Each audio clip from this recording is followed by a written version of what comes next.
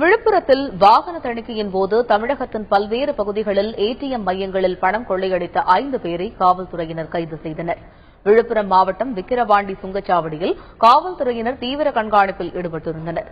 அப்போது அவ்வழியாக வந்த காரை நிறுத்தி விசாரித்ததில் அதில் இருந்த 5 நபர்களும் முன்னுக்கு பின் முரணாக பதிலளித்துள்ளனர். சந்தேகம் அடைந்த போலீசார் அவர்கள் 5 பேரையும் காவல் நிலையத்திற்கு அழைத்துச் சென்று துருவி விசாரணை நடத்தியுள்ளனர். விசாரணையில் ஏடிஎம் கொள்ளையில் ஈடுபட்டதை அந்த கும்பல் ஒப்புக் கொண்டுள்ளது. இதனைத் தொடர்ந்து இப்ராஹிம், முசீப் உட்பட 5 பேரை கைது செய்த போலீசார் அவர்களிடம் இருந்து 50 லட்சம் ரூபாய் மதிப்பிலான செல்போன், லேப்டாப், கார் மற்றும் இருசக்கர வாகனங்களை பறிமுதல் செய்தனர்.